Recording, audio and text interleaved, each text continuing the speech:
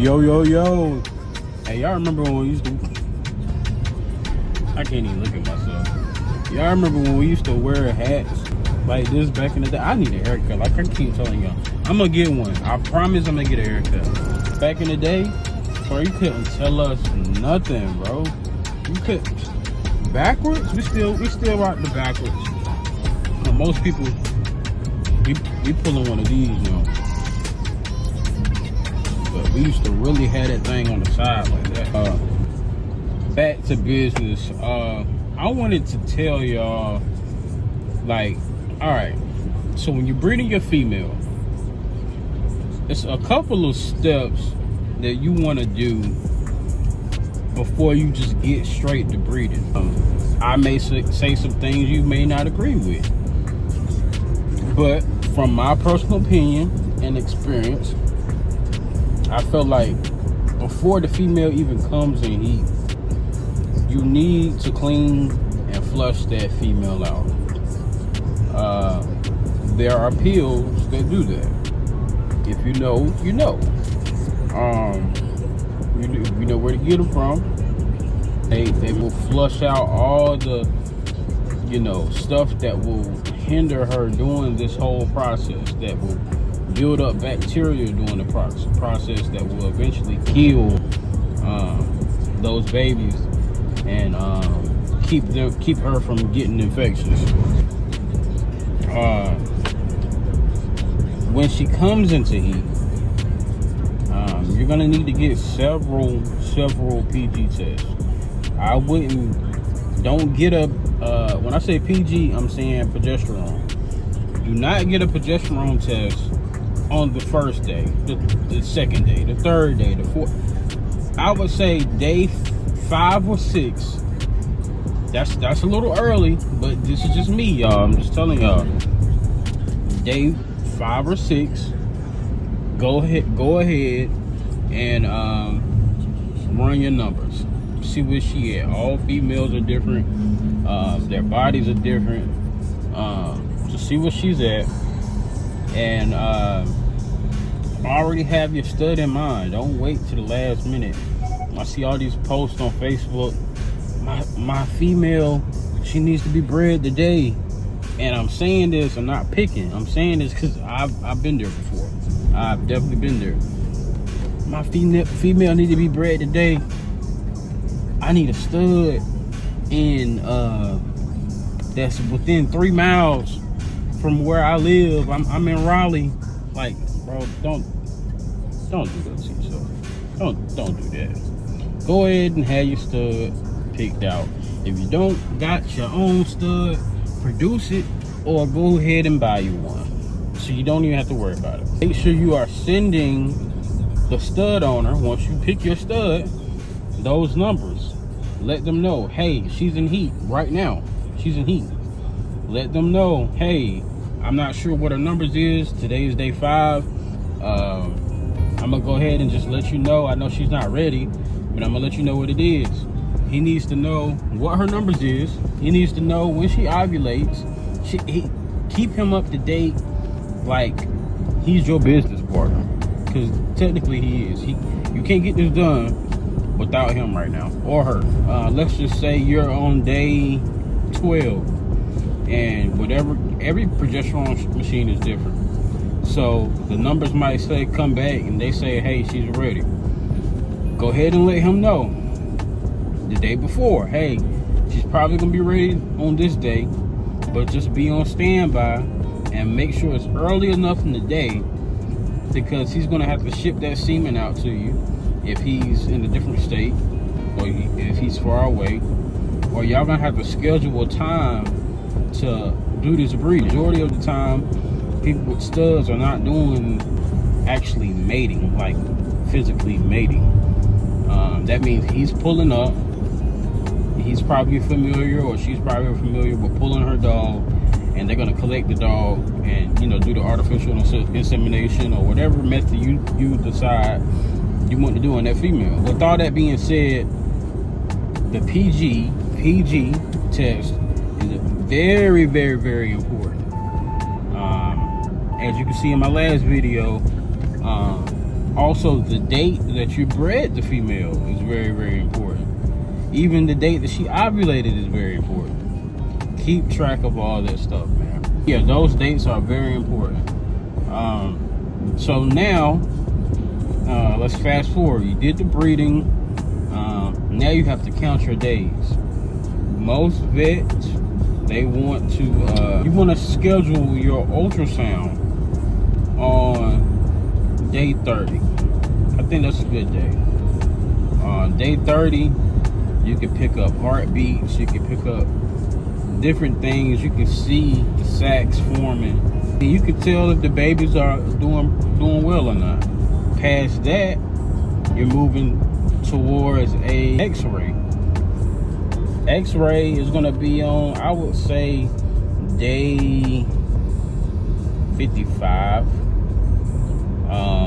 Day 55, you want to schedule an x-ray with your local vet, or the closest vet to you, and that's going to give you a head count. Not an exact number, but it's going to give you the number that's close. So when you get in your C-section, I'm sorry, y'all. They need to know how many is in there. They don't want to leave any. They don't want to only think they're going for 2, and they only pull out 2, and it can go bad. Let's just say that. Day 55. Now the C-section date.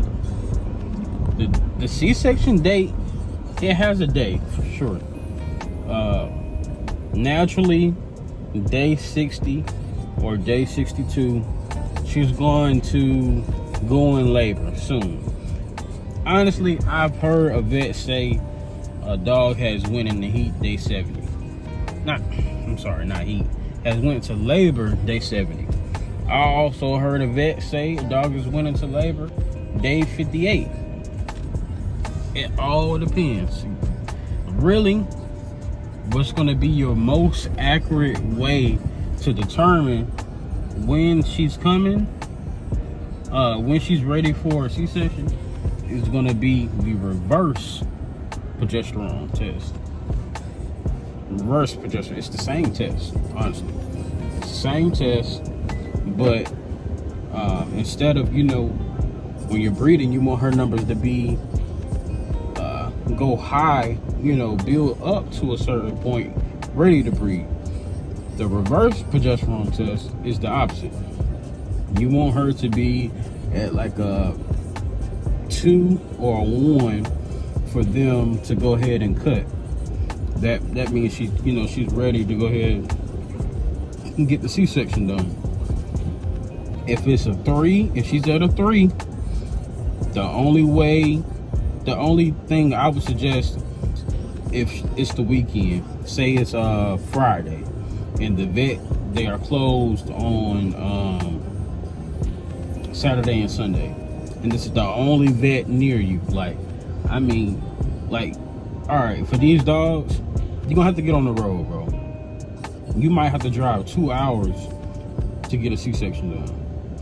But if let's just say you stay in the boonies somewhere, and this is the only vet in town that does C-sections, the other vet is like 3.5 hours away. Okay, that's understandable. And if she's at a 3 and it's a Friday, go ahead and get it done that Friday. Don't try to wait till Monday and try to see if she'll halt. Don't do that. Do not do that. Go ahead and get it done if she's a 3 on that Friday. Next, I would advise, now let's just say you get the C-section done. I would highly advise, if you do not have experience in whelping pups, or this is your first time with a bully, exotic bully, anything, do not put yourself through that torture. Learn about this. Get some ebooks, watch some YouTube videos during that time that you are finding a whelper. Find you a good, respectable, someone that they are highly recommended for whelping. Find that person and see how much they charge. Now, these whelpers, they can charge anywhere between $400 to $1,000 a week, depending on the mom and the pups and how many pups. Honestly, don't always go for the best price. You might find somebody that stay 2 blocks down and they're like, hey, I used to have pit bulls and I whelped 6 litters and I do it for 150 a week. No. I really want to say another word before the no, but this is YouTube. We got kids watching. No, don't do that. 55% chance of dying and anybody that's charging that low. But yeah, I would highly suggest that you find a whelper. I would let them stay with the whelper for about 4 weeks.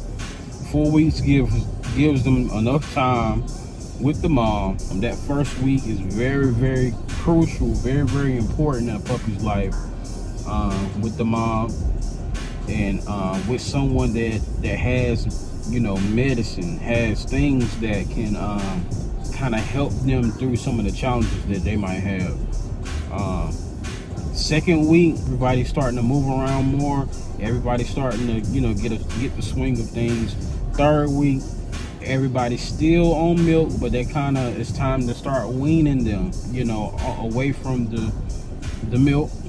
Fourth week, at the end of the 4th week, those puppies should be on mush.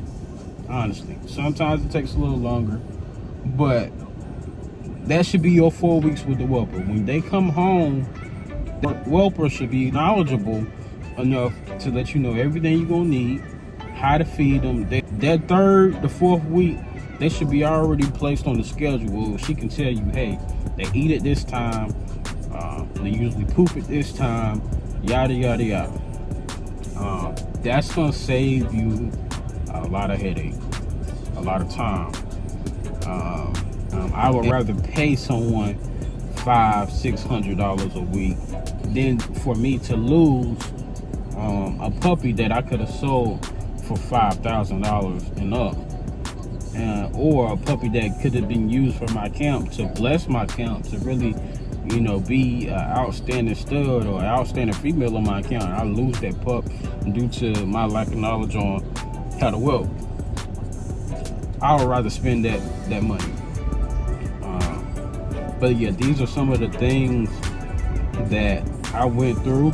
It's kind of hard to find videos like this. Like, nobody's really putting out no videos telling you step by step. I mean, I'm not saying there's none out there, but it's not a lot. You seeing the results, you seeing the end goal, you seeing, oh, the puppy's swole, they're walking around, but you're not seeing what it took to get to that point. I would honestly advise that you start to build a team. Start to reach out and look for the best vets in your city, the best whelpers in your city. And Facebook is a very, very good platform to find all of that. Start looking for these things now before you get to the breeding. Your female can be 6 months old. You need to know what vet she going to, what stud she going to. You need to know all this stuff before time. Don't wait till the last 2 months when you done did the breeding. Don't do that. I'm trying to think what else. No puppies can't be sold until 7 weeks. So between the 4 weeks that they come back home, unless your whelper has, like, she offers some camera service where she gets some shots of your pups, I would find someone that's a photographer to get some pictures, some professional pictures of them puppies somewhere between week 4 and week 5. You got a week to get that done. Puppies sell when they're cute and small. If you're in the beginning of your breeding career and you don't have the best dogs,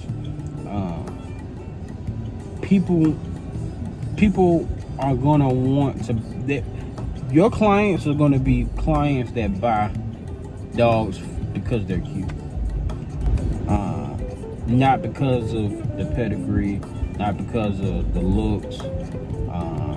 They're gonna be probably normal people that want to get into the dog game, or they won't register full-blooded dog. So that being said, you want to get those pictures done. You want to get those videos done because that's their cutest moments, and they're easier to sell that way. So that week that you got, find a photographer, take some photos. From week 4 to week 7, you're marketing like crazy.